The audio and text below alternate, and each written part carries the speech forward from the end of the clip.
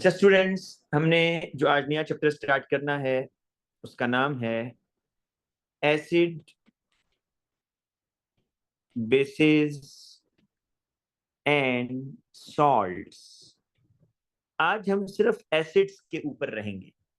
पहले तो बेटा आप जरा सोचें कि डेली लाइफ में अपने घरों के अंदर आप कोई ऐसा ऐसी चीज यूज करते हैं जो एसिडिक इन नेचर हो। अगर करते हैं तो मुझे बताएं। फूड में कोई ऐसी चीज जो एसिडिक इन नेचर हो, सॉवर इन सर टेस्ट हो। विनेगर। लेमन। विनेगर, बिल्कुल बेटा। देखो, विनेगर जो है, सिरका जो होता है, ये डाइल्यूट एसिड होता है। अभी बताऊंगा कौन सा, एथानोइक एसिड। अच्छा, इसी तरीके से जितने भी बेटा आपके पास सिट्रस फ्रूट्स होते हैं, सिट्रस फ्रूट्स जिस तरह के लेमन हो गया, इसके अंदर एसिड होता है। ठीक है, लेमन में क्या होगा, एसिड होगा।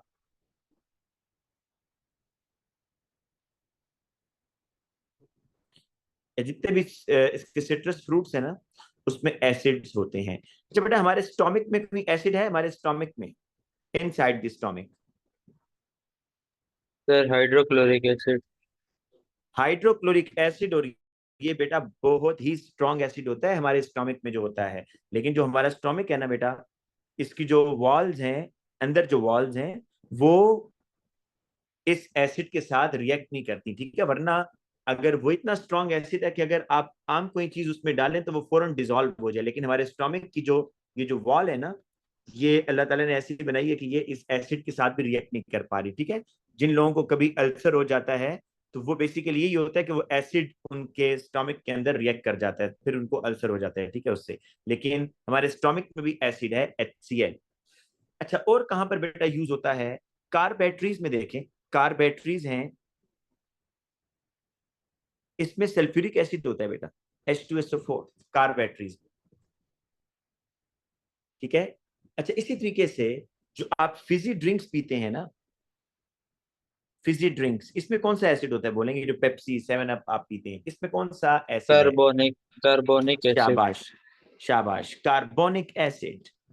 बेटा ये एसिड अब होता क्या है, इसकी डेफिनेशन क्या है? अभी तक तो आपको यही पता होगा कि बस ये एसिड जो है ना, ये सॉवर इन टेस्ट है, सॉवर इन टेस्ट है। लेकिन इसके अब आपने कुछ प्रॉपर्टीज देखनी है। मैं यहाँ पर कुछ एसिड्स के नाम लिखता हूं। ठीक है, सम कॉमन एसिड्स, सम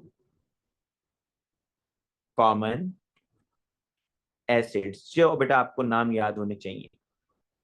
hydrochloric acid, hydrochloric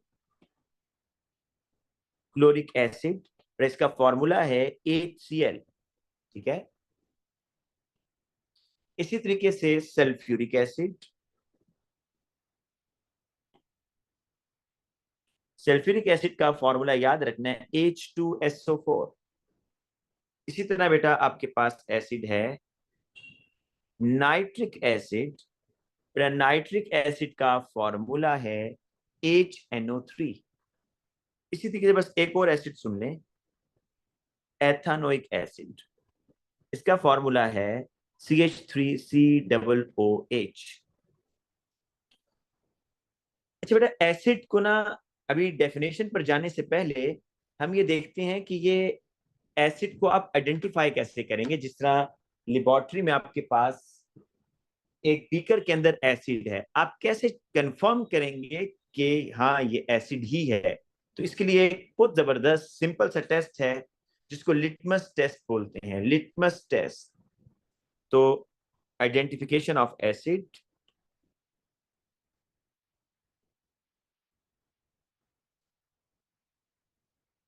bye litmus test. अच्छा बेटा, लिटमस जो है ना, याद रखें कि लिटमस सॉल्यूशन की फॉर्म में भी होता है, पेपर की फॉर्म में भी होता है। हम फिलहाल पेपर की बात कर रहे हैं। दो तरह के लिटमस पेपर होते हैं। जो लिटमस पेपर हैं, लिटमस पेपर वो दो तरह के हैं। एक होता है रेड लिटमस पेपर और एक होता है ब्लू लिटमस पेपर। ठीक है, दोनों आपने लेबोरेटरी में देखे होंगे बेटा। तो आप ये करते हैं कि जो लिटमस पेपर है ना, इसको एसिड में डिप करेंगे। ये एसिड है, सपोज आपने ये रेड लिटमस पेपर है, ये डिप किया एसिड में, कुछ भी नहीं होगा। ठीक है। लेकिन बेटा ये जो ब्लू लिटमस पेपर है, ये वाला, ये ब्लू कलर का, जब आप इस ब्लू लिटमस पेपर को एसिड में डालोगे, इस ब्लू लिटमस पेपर को आप जब एसिड में डालोगे, तो ये ब्लू लिटमस पेपर किस कलर में चेंज हो जाएगा बोलो? रेड। रेड। देखो जितना इससे डिप होगा वो सारे का सारा रेड हो जाएगा। तो बेसिकली ये निशानी ये है, निशानी ये है बेटा, acid turns blue litmus red. Acid blue litmus paper को रेड कर देगा। This is the test for the acid. इसकी निशानी आपको याद रखने के लिए, जिस तरह एसिड है ना, एसिड टर्न्स लिटमस,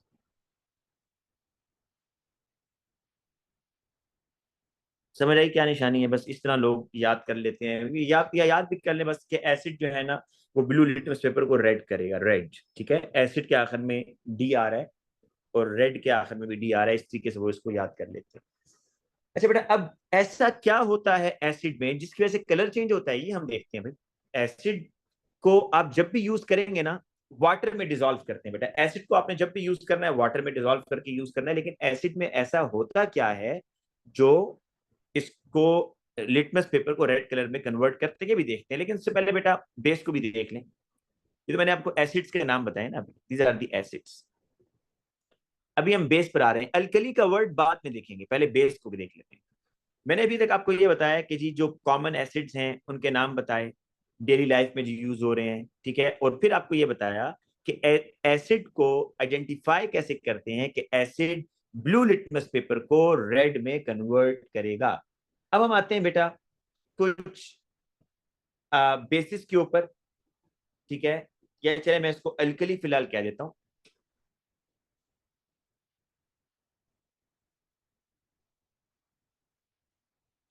एक वर्ड देख लें, ये जो बेसिस होते हैं ना, सॉल्युबल बेस जो होगा ना, अभी बेटा आपको बेस के बारे में कुछ नहीं पता, लेकिन एक लाइन अभी फिलहाल याद कर लें कि soluble base is called alkali. जो बेस वाटर में हल हो जाएगा, डिसॉल्व हो जाएगा, उसको अल्कली कहते हैं। तो soluble base is called alkali. तो बेसिकली जब अल्कली का वर्ड यूज होगा तो इससे मुराद बेस ही होता है, ठीक है ना। अल्कली का जब वर्ड यूज होगा तो इससे मुराद बेस ही होगा। तो सम कॉमन अल्कलीज कौन से हैं?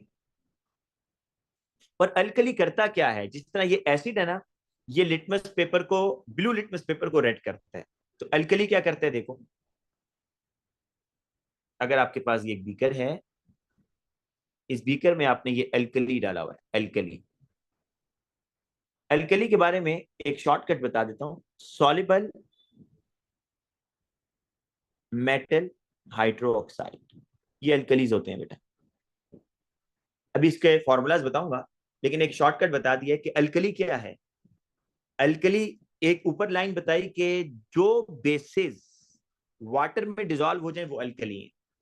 और एक और लाइन ये बताई कि जो सॉल्युबल मेटल हाइड्रोक्साइड्स होते हैं वो सारी अल्कली होती हैं। आपको बताऊंगा वो कौन कौन से हैं, लेकिन पहले इसका टेस्ट देख लो कि अल्कली को कैसे आइडेंटिफाई करोगे।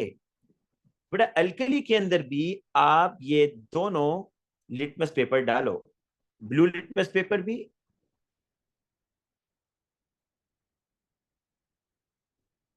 ब्लू लिटमस पेपर भी डाल दो, ठीक है।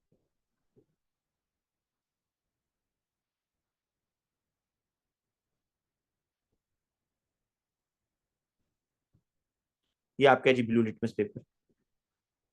और इसके अंदर आप रेड लिटमस पेपर भी डालो बेटा, रेड, ये रेड लिटमस पेपर डाला है आप, ठीक है। तो अल्कली पता है क्या करेगा? बेटा अल्कली ये करता है कि जो रेड लिटमस पेपर है ना उसको ब्लू में कन्वर्ट करता है। तो ये नोट में लिख रहा हूं, alkali turns red litmus blue. ये दो वर्ड्स याद, ये दो सेंटेंस याद कीजिएगा कि एसिड ब्लू लिटमस पेपर को रेड में कन्वर्ट करेगा। ब्लू लिटमस पेपर के ऊपर डायग्राम दिख रही है आपको, दिस इज एसिड। और जो अल्कली है वो क्या करता है, रेड लिटमस पेपर को ब्लू में कन्वर्ट करेगा। ब्लू डालेंगे कुछ नहीं होगा। अच्छा, इनके फॉर्मूलाज भी सुन लो ना। एसिड का फॉर्मूला कौन बच्चा बताएगा, एसिड को किससे रिप्रेजेंट करते हैं, चलो ये बताओ। शाबाश, पहले पढ़ा तो एच होगा। प्लस शाबाश बेटा, H प्लस। अल्कली को किससे रिप्रेजेंट करते हैं, O H negative. OH negative. शाबाश। ये दो बेटा एक बातें याद कर लो कि एसिड को H प्लस। अच्छा बेटे, किसी डेली लाइफ में आप किसी बेस या अल्कली की एग्जांपल दो जो आप यूज करते हो घरों में, बताओ। शाबाश। सोप। सोप। सोप बेसिकली होती सॉल्ट है, लेकिन वो अल्कली से बनती है, ठीक है। तो बेटा इसमें मैंने जो लिखा है ना, सॉल्युबल मेटल हाइड्रोक्साइड, तो कुछ कॉमन अल्कलीज की एग्जांपल देख लो। सम कॉमन अल्कलीज, तो वो कौन से हैं बेटा आपके पास, सोडियम हाइड्रोक्साइड, मैंने कहा ना मेटल हाइड्रोक्साइड, NaOH। इसी तरीके से बेटा पोटाशियम हाइड्रोक्साइड,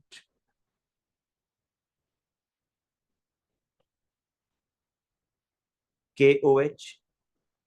इसी तरीके से बेटा कैल्शियम हाइड्रोक्साइड, ये वाटर सॉल्युबल भी होती हैं, ठीक है। अब देखो मेरी बात सुनो, आपको ये पता है कि ओ, ये आपने याद रखना है, OH पर चार्ज क्या होता है, -1, राइट। Na पर चार्ज होता है +1, तो बेटा यहाँ चार्जेस कैंसिल आउट हो जाएंगे ना, बस ठीक है। OH पर चार्ज है -1, पोटाशियम पर चार्ज है 1+, चार्जेस कैंसिल आउट हो गए। लेकिन यहाँ देखिए बेटा, कैल्शियम पर चार्ज है 2+, OH पर चार्ज है -1, क्या करें, सर ये O H two. Criss cross करेंगे ना। ये जी सर। 2 जो है ना बेटा, ये OH के नीचे आएगा, 2 OH के नीचे आएगा, 1 कैल्शियम के नीचे, तो ये फॉर्मूला बनेगा ये ऐसे।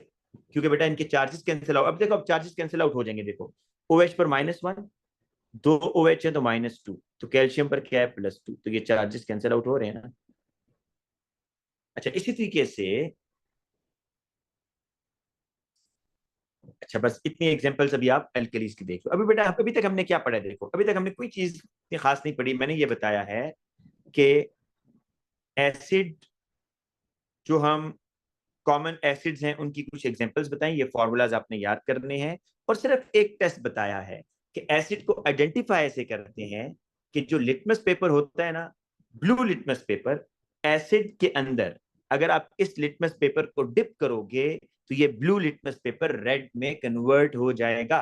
दूसरी बात ये बताई बेटा कि जो आपका अल्कली होता है, अल्कली, अल्कली जो है उसके, उसका आइडेंटिफिकेशन टेस्ट क्या है कि उसके अंदर अगर आप रेड लिटमस पेपर डालोगे, रेड लिटमस पेपर, तो वो किस में कन्वर्ट हो जाएगा, देखो जितना हिस्सा अंदर डिप हुआ है वो सारा ब्लू हो गया है, ब्लू में कन्वर्ट हो जाएगा।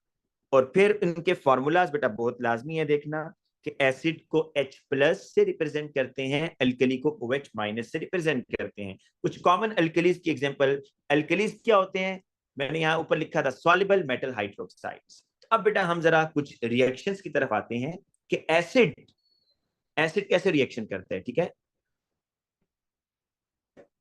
एसिड देखें, व्हाट हैपेंस, लिखेंगे what happens when we dissolve acid into water। जब आप एसिड को वाटर में डालते हो तो क्या होता है, ठीक है, ये अभी हम देखते हैं। मैं एक मिनट इसको रीस्टार्ट कर लूं, नोटेबिलिटी को थोड़ा सा लैग कर रहा है। ये है जी क्वेश्चन कि जब आप एसिड को वाटर में डालोगे तो क्या होगा, आयोनाइजेशन होती है बेटा। और अभी हम स्ट्रॉन्ग एसिड की बात कर रहे हैं, स्ट्रॉन्ग एसिड और वीक एसिड में आगे फिर डिफ्रेंशिएट भी करूंगा। तो इस तरह करते हैं, HCl से स्टार्ट करते हैं बेटा। देखो ये है आपके पास HCl। मैं ना पहले इसका डॉट एंड क्रॉस बनाता हूँ, आपको एक चीज समझानी है बेटा इसमें।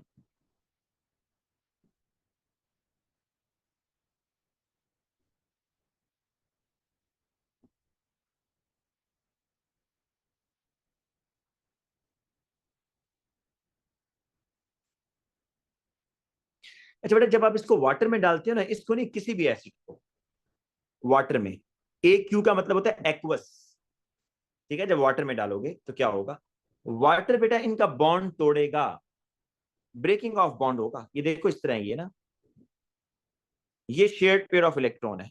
अच्छा मुझे एक बात बताओ बेटा, हाइड्रोजन के न्यूक्लियस में कितने प्रोटॉन होते हैं, ये बताओ। हाइड्रोजन के न्यूक्लियस में कितने प्रोटॉन होते हैं?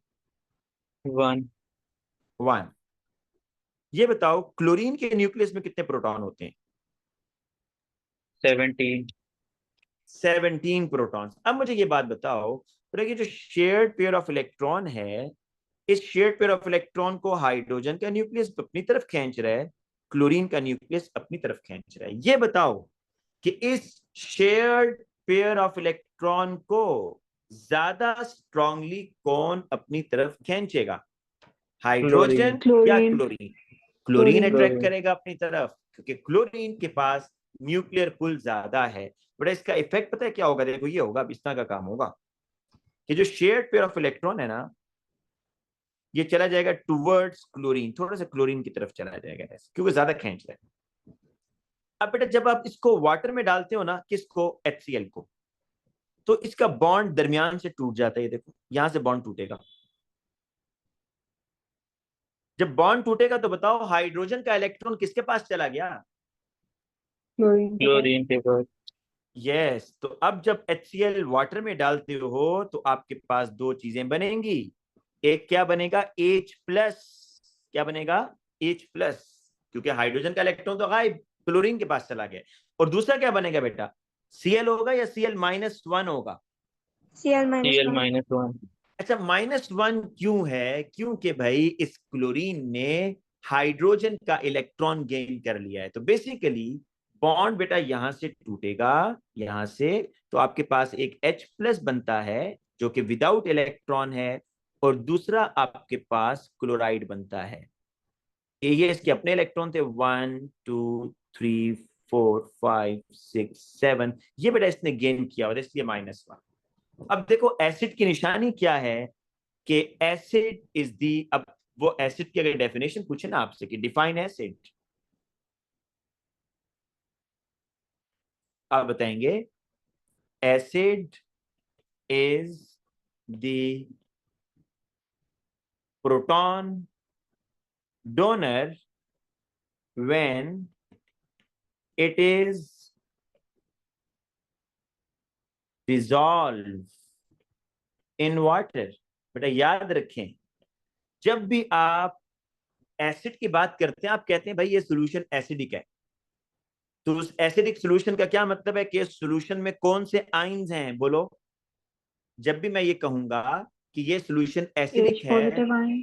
तो इसका मतलब ये है कि उस सोल्यूशन के अंदर H+ आइंस हैं। हाइड्रोजन आयन भी बोलते हैं, H+ या प्रोटॉन्स हैं उसमें। बेसिकली H+ के अंदर सिर्फ और सिर्फ प्रोटॉन होता है, न्यूट्रॉन भी नहीं होता है इसमें, इलेक्ट्रॉन भी नहीं होता, तो H+ के अंदर सिर्फ प्रोटॉन है, इसलिए इसको प्रोटॉन भी बोल सकते हैं बेटा। देखो ये बात समझ लो, हाइड्रोजन है ना, बताओ इसके पास कितने इलेक्ट्रॉन है? एक इलेक्ट्रॉन और एक प्रोटॉन। न्यूट्रॉन कितने भाई इसके पास, हाइड्रोजन के पास? 0, क्योंकि 1 0। -1 0 न्यूट्रॉन। देखिए बेटा जब मैं H+ की बात करता हूं, इसका मतलब इसका इलेक्ट्रॉन भी निकल गया भाई। अब इलेक्ट्रॉन तो नहीं है ना इसके पास, एक प्रोटॉन है, कोई इलेक्ट्रॉन नहीं है, 0 न्यूट्रॉन। तो बेटा H+ के अंदर सिर्फ और सिर्फ क्या होता है, बोलो। प्रोटॉन। प्रोटॉन। इसलिए H+ को प्रोटॉन भी बोलते हैं, इसलिए H+ को प्रोटॉन भी बोलते हैं, ठीक है। अच्छा अब बेटा मैं आपको कुछ एग्जांपल्स कराता हूं एसिड्स की, डिफरेंट एसिड्स की, ताकि आपको चार्जेस का मुझे ये बताओ Cl पर चार्ज क्यों आया, पहले ये बताओ, why Cl has -1 charge? Because it क्योंकि सर गेन्ड एन इसमें एक इलेक्ट्रॉन। इलेक्ट्रॉन ज्यादा है प्रोटॉन से। किसने दिया, किसने इसको इलेक्ट्रॉन दिया? हाइड्रोजन। हाइड्रोजन। शाबाश। अब आप ये अगर निशानी रख लो तो आपको देखना आगे कोई प्रॉब्लम नहीं होने वाला। पड़ेगी एसिड की डेफिनेशन आपने ऐसी याद करनी है, एग्जाम के पॉइंट ऑफ व्यू से बड़ी इंपॉर्टेंट है। अब मैं कुछ एग्जांपल्स और कराता हूँ ऐसे। ये देखो, ये है HNO3, इसको बोलते हैं नाइट्रिक एसिड। क्या बोलते हैं? इसको जब आप वाटर में डालेंगे, अच्छा एक क्यू कहते हैं एक्वस, बहुत ज्यादा जब वाटर लिया हो ना तो उसको AQ लिख देते हैं, एक्वस। और नाइट्रिक एसिड को जब वाटर में डालेंगे तो वाटर इसको भी आयोनाइज करेगा। बेटा ये जो एसिड टूटता है ना, इसको बोलते हैं आयोनाइजेशन। आइंस बन रहे हैं ना, देखो इसके रिजल्ट में आइंस बने। तो इस तरह यहां पर भी बेटा आइंस बनेंगे नाइट्रिक एसिड के अंदर। अब एक बात तो कॉमन है कि जब भी एसिड आयोनाइज होगा H+ लाजमी बनेगा भाई। H+ तो मस्ट है, H+ मस्ट है भाई। तो बताओ अब क्या बनेगा, जरा गैस करो ना। HNO3 को सर वाटर एच में डाला। प्लस सर हाँ एच जी प्लस बेटा। और NO3 नेगेटिव। अब देखो शाबाश, ये एक बना H+। अच्छा इसके नीचे ना एक्वस लिख दें तो बहुत अच्छी बात होगी। एक्वस का मतलब होता है ये वाटर में है, ये आइंस वाटर में प्रेजेंट है। अच्छा H+ बना, मतलब हाइड्रोजन ने अपना इलेक्ट्रॉन किसको दे दिया, बोलो? NO3 नेगेटिव को।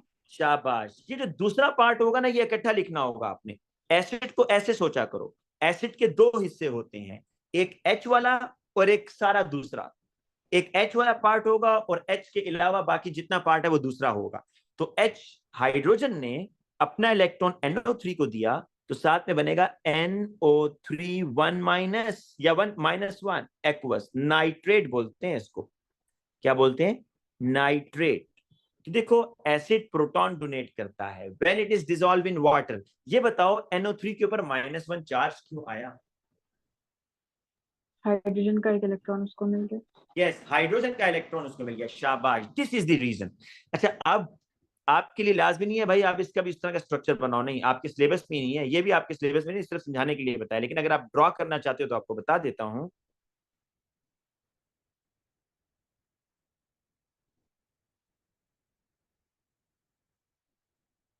ये इस तरह होता है बेटा।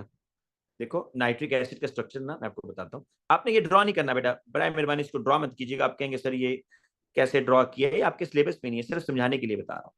ये जी HNO3। अभी आप चार्जेस भी इग्नोर कर दें, आपकी सिलेबस में नहीं है, सिर्फ ये बताने के लिए कि देखो यहां पर इस तरह हुआ ना, ये था ना आपका shared pair of electron. Oxygen के पास 8 प्रोटॉन होते हैं, हाइड्रोजन के पास एक। तो बताओ इस शेयर्ड पेयर ऑफ इलेक्ट्रॉन को कौन ज्यादा अपनी तरफ स्ट्रांगली खींचेगा, ऑक्सीजन या hydrogen? Oxygen. Oxygen. Oxygen. Oxygen attract करेगा, ऑक्सीजन अट्रैक्ट करेगा, बिल्कुल। तो अब बेटा ये होगा कि जब ऑक्सीजन इसको अपनी तरफ खींच लेगा, बॉन्ड यहां से टूटेगा, तो ये H+ ही रहेगा ना फिर। और ये NO3, ये जो ऑक्सीजन है ये बेसिकली हाइड्रोजन का इलेक्ट्रॉन गेन करके NO3 -1 बना देगा। ठीक है, इसके ऊपर एक चार्ज आ जाएगा, ये -1, ये -1, ये +1, तो नेट चार्ज -1 आ रहा है। आपको समझाने का मकसद ये है यहाँ पर कि भाई जब भी एसिड डिसॉल्व होगा ना तो एक H+ बनेगा, और वो जो H+ होगा वो अपना इलेक्ट्रॉन दूसरे ग्रुप को देकर चला जाएगा, दूसरा पार्ट नेगेटिव हो जाएगा। अच्छा एक और देखो, एक और एसिड, ये तो नाइट्रिक था ना, अब थोड़ा सा। अच्छा इसमें ये बताओ, जब ये एसिड आयोनाइज हुए तो हाइड्रोजन आयन कितने कितने बने, एक एक बने या एक से ज्यादा बने? हाँ, इन दोनों एसिड्स में कितने कितने हाइड्रोजन आयन बने हैं, एक या दो? कितने कितने बने? सर एक। एक बने। ऐसे एसिड को कहते हैं मोनो प्रोटिक एसिड। मतलब those acids which donates only one proton, जो एक प्रोटॉन डोनेट करते हैं। HCl को वाटर में डालो तो H आयन कितने बनेंगे, एक या दो? एक। तो ये मोनोप्रोटिक एसिड है। नाइट्रिक एसिड को वाटर में डालो तो कितने H आयन बनेंगे, एक या दो? एक बनेगा, तो ये भी एक। मोनोप्रोटिक एसिड है। ठीक है बेटा, इसी तरीके से अब आगे आ जाओ, मैं आपको H2SO4 का सिखाता हूं जरा। ठीक है, अभी हमने बहुत सारी इस तरह की एग्जांपल करनी है, बस आपने आज एसिड के रिएक्शंस ये अंडरस्टैंड करना है। एसिड मीन H+, इसको अंडरस्टैंड कर लो। एसिड का क्या मतलब है? H+। हमारे बेटा जब आपने ये वर्ड सुना होगा, आप कहेंगे जी मुझे एसिडिटी हो गई है, अक्सर होती है ना स्टोमिक में एसिडिटी। जी सर। हाँ, तो जब एसिडिटी होती है तो इसका मतलब ये होता है कि आपने कोई स्पाइसी फूड खाया है जिसकी वजह से आपके स्टोमिक में एच आइंस की तादाद बढ़ गई है। तो फिर आप डॉक्टर के पास जब जाते हैं तो डॉक्टर आपको एक सिरप सा देता है, बहुत अजीब सा, जिसका टेस्ट होता है, और उस सिरप के ऊपर अगर आप देखें ना तो लिखा होता है हाइड्रो ऑक्साइड। तो वो बेसिकली आप हाइड्रो ऑक्साइड पीते हैं ऊपर से, वो जाकर एच आइन को न्यूट्रलाइज करता है, ये आगे जाके देखेंगे। लेकिन कहने की बात ये है कि एसिड मीन H+ आइन। अच्छा बेटा, सल्फ्यूरिक एसिड को देखें। बेटा सल्फ्यूरिक एसिड आपको पता है किसी भी, ये किंग ऑफ एसिड होता है। किसी भी कंट्री की ना, किसी भी कंट्री की अगर आपने इकोनॉमी चेक करनी है कि ये कंट्री इकोनॉमिकली कितना स्ट्रांग है, तो आप क्या चेक करते हैं भाई? आप ये देखते हैं कि इस कंट्री में सल्फ्यूरिक एसिड कितना प्रोड्यूस होता है। क्यों? क्योंकि सल्फ्यूरिक एसिड हर इंडस्ट्री में यूज हो रहा है भाई। क्या लेदर इंडस्ट्री से लेकर आप जिस मर्जी इंडस्ट्री का नाम लें, फार्मास्यूटिकल इंडस्ट्री, हर इंडस्ट्री में सल्फ्यूरिक एसिड यूज होता है। तो जिस मुल्क में सल्फ्यूरिक एसिड की प्रोडक्शन ज्यादा है, इट मींस कि वहां पर इंडस्ट्री ज्यादा है और वो इकोनॉमिकली स्ट्रांग है। और जिस मुल्क में सल्फ्यूरिक एसिड की प्रोडक्शन कम है, इट मींस वो इकोनॉमिकली स्ट्रांग कंट्री नहीं है, वीक है। ठीक है, तो sulphuric acid is the king of acid, her industry में यूज होता है। पर इसको जरा देखते हैं जी। अच्छा, ये स्ट्रक्चर मैं ऐसे ही बना रहा हूं, आप लोगों को ड्रॉ करने की जरूरत नहीं है। आप लोग कहेंगे ये मैंने आज बच्चों को एएस में केमिकल बॉन्डिंग में सिखाया, इसलिए आपके सिलेबस में नहीं है, लेकिन आपको सिर्फ ये बताना मकसूद है यहां पर। भाई ये सल्फ्यूरिक एसिड आयोनाइज होगा, यहां से बॉन्ड टूटेगा और यहां से बॉन्ड टूटेगा। बताओ कितने कितने एचाइन बनेंगे? सर 2। भाई इस केस में 2 दो। एचाइन बनेंगे। अच्छा, मैं इसमें आपको आप लोगों की गलतियां भी बताता हूं कि आप लोग क्या क्या गलती करते हैं। देखिए, सो गौर से देखिएगा। H2SO4, इसको आप जब वाटर में डालेंगे, AQ mean excess of water, तो H+ बनेगा और सल्फेट आइन बनेगा। SO4 पर चार्ज क्या आएगा? ऊपर देख के बताओ, बड़ा आसान है। 2 नेगेटिव। देख बिल शाबाश, देखो देखो, एक H अपना इलेक्ट्रॉन यहां छोड़कर जा रहा है ना, तो ये माइनस हो जाएगा। दूसरा H भी अपना इलेक्ट्रॉन यहां छोड़कर जा रहा है ऑक्सीजन के पास, ये भी माइनस हो जाएगा। तो SO4 और -1 और -1 -2, 2 माइनस। और कितने हाइड्रोजन आइन है बेटा? 2। 2 पीछे लगेगा। अच्छा, इसमें बाज बच्चे जो गलती करते हैं वो जरा नोट करें। बाज बच्चे ये लिखते हैं, भाई ये तो ठीक है ना, ये तो आपने ऐसे लिखना है। अच्छा, नीचे एक्वस लाजमी लिखना है हर एक में, क्योंकि ये वाटर में डिसॉल्व हो गया ना एक्वस। अच्छा, जो रॉन्ग है ना वो क्या है जरा देखें, रॉन्ग रिएक्शन। वो आप ये लिखते हैं अक्सर बच्चे, H2SO4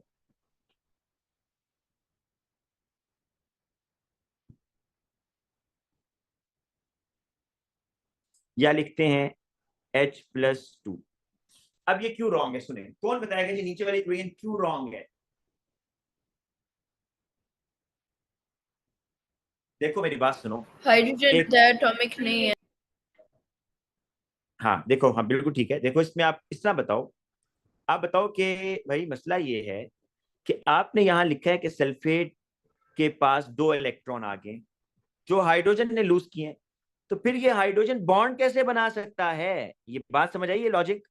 भाई अगर सल्फेट के ऊपर 2- चार्ज है जो उसने हाइड्रोजन से गेन किए हैं, तो मतलब हाइड्रोजन के तो इलेक्ट्रॉन खत्म हो गए। तो ये H2 क्यों लिखा है फिर? H2 का तो मतलब इन्हें कोवेलेंट बॉन्ड बनाया हुआ है, तो बॉन्ड बनाने के लिए इलेक्ट्रॉन चाहिए, तो क्या ये H2 आ सकता है? No sir. और बाज बच्चे बैलेंसिंग के लिए H+ के नीचे 2 डाल देते हैं। भाई नीचे 2 डालने का मकसद है कि इन दोनों हाइड्रोजन एटम इकट्ठे हैं, ये मतलब होता है। अगर आप नीचे 2 डालते हैं तो उसका क्या मतलब है? भाई इस H+ के पास तो इलेक्ट्रॉन ही नहीं है, ये बॉन्ड कैसे बना सकता है? इसलिए ये जो होता है ना बेटा, जो पीछे कॉफिशिएंट आप लगाते हैं, इसका ये मतलब होता है कि ये एक प्रोटॉन है, ये दूसरा प्रोटॉन। तो ये कितने हो गए? 1 और 1, ये 2H+। तो जो आप पीछे 2 लगा रहे होते हैं ना कॉफिशिएंट में, उसका मतलब ये होता है कि इन दोनों हाइड्रोजन आयंस का आपस में कनेक्शन नहीं है, आपस में इन्होंने बॉन्ड नहीं बनाया हुआ। ठीक है, तो बेटा इसलिए याद रखिएगा ये इक्वेशन लिखनी है सही वाली, ये गलत वाली ना लिख कर आ जाइएगा, ये लिखनी है आपने जो मैं येलो कलर से मार्क कर रहा हूं, this is the right equation. ठीक है, अच्छा अब इस एसिड का क्या नाम होगा, जरा खुद गेस करें। इट डोनेट्स 2 प्रोटॉन, तो इसका नाम क्या रखेंगे भाई आप, सल्फ्यूरिक सोचिए बेटा। एसिड। नहीं नहीं, सल्फ्यूरिक एसिड तो है, जिससे मैंने सुना कहा ना मोनोप्रोटिक एसिड, मोनोप्रोटिक, अच्छे से। इसको क्या कहेंगे? The diprotic. शा, शाबाश। सल्फ्यूरिक एसिड इज, डाई कहते हैं दो को, protic mean proton, protic mean proton, di mean two. तो sulphuric acid is diprotic acid as it donates 2 protons, ये 2 प्रोटॉन्स डोनेट कर रहा है भाई। ठीक है, अच्छा अब एक और एग्जांपल है वो आप लोग करेंगे, तो वो है फॉस्फोरिक एसिड, ट्राइप्रोटिक एसिड।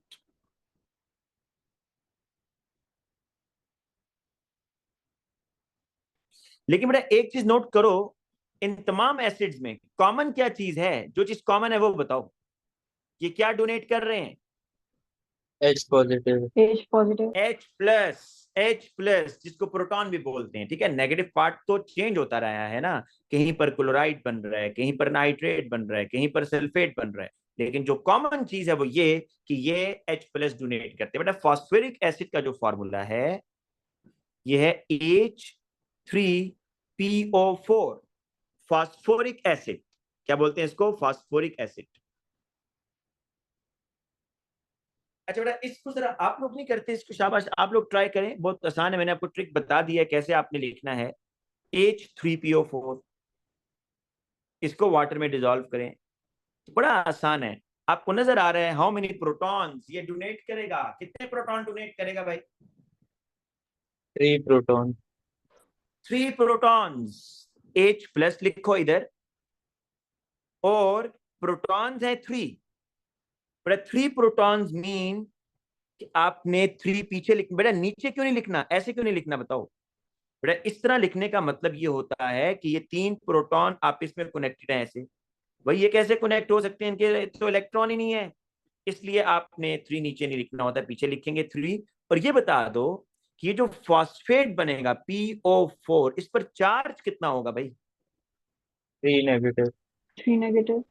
बेटा क्यों? इसलिए इसलिए कि there are 3 hydrogens, each hydrogen अपना इलेक्ट्रॉन डोनेट करेगा PO4 को, इसको बोलते हैं फॉस्फेट। फॉस्फेट PO4 3 माइनस, ये फॉर्मूले याद रखने हैं बेटा। तो इसको आप कह सकते हैं this is triprotic acid, phosphoric acid is triprotic acid। ठीक है, ये ट्राइप्रोटिक एसिड है। अच्छा बेटा अब आपको जो अभी तक की मैंने आपको बात बताई है वो ये, अगर मैं सब इक्वेशंस को इकट्ठा करके लिखूं तो आपको एक सिमिलरिटी नजर आएगी, वो जरा चेक कीजिएगा। H plus Cl minus HNO3 H plus and NO3 minus 1 H2SO4 2H plus, इन सब के नीचे एक्वस एक्वस मैं लिख देता हूं अभी।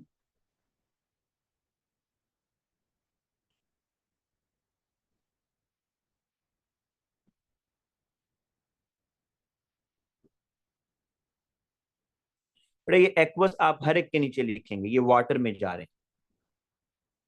Aqueous mean कि these H ions and sulfate ions are in water। तो कॉमन चीज क्या है कि सब प्रोटॉन डोनेट कर रहे हैं। तो अगर आपसे एसिड की डेफिनेशन, तो अब याद रखिएगा ऊपर भी लिखी है, एसिड इज प्रोटॉन, मतलब H प्लस डोनर, एसिड क्या डोनेट करता है भाई? एसिड क्या डोनेट करता है प्रोटॉन बेटा? Hydrogen. Yes, acid is the proton donor. Acid proton donate करेगा। इस चीज को बेटा याद कर लें, ठीक है, बड़ी इंपॉर्टेंट बात है। अच्छा, अब अल्कली पे तो भी नहीं आऊंगा, लेकिन मैं आपको ये बताऊंगा कि एसिड्स की भी टाइप्स हैं। बाज एसिड्स होते हैं स्ट्रॉन्ग एसिड्स, बाज एसिड्स होते हैं वीक एसिड्स, और फिर आगे मैंने आपको इंडिकेटर भी बताना है, लेकिन इंडिकेटर तो अल्कलीज के बाद आएगा। अभी मैं टाइप्स ऑफ एसिड पर आ जाता हूं। टाइप्स ऑफ एसिड, ये आपको याद रखनी पड़ेंगी। इसका कोई तरीका नहीं है कि आप कहें जी हम खुद क्लासिफाई कर ले, नहीं, ये आपको याद रखने पड़ेंगे। ये स्ट्रॉन्ग है, ये वीक है। तो एक होते हैं स्ट्रॉन्ग एसिड, एक होते हैं वीक एसिड। इनकी अलग अलग डेफिनेशंस हैं भाई, कि define strong acid, define weak acid, वो हम बाद में करेंगे, लेकिन पहले स्ट्रॉन्ग एसिड्स की एग्जांपल्स देख लो। HCl, HNO3, H2SO4, H3PO4, ये स्ट्रॉन्ग एसिड्स हैं।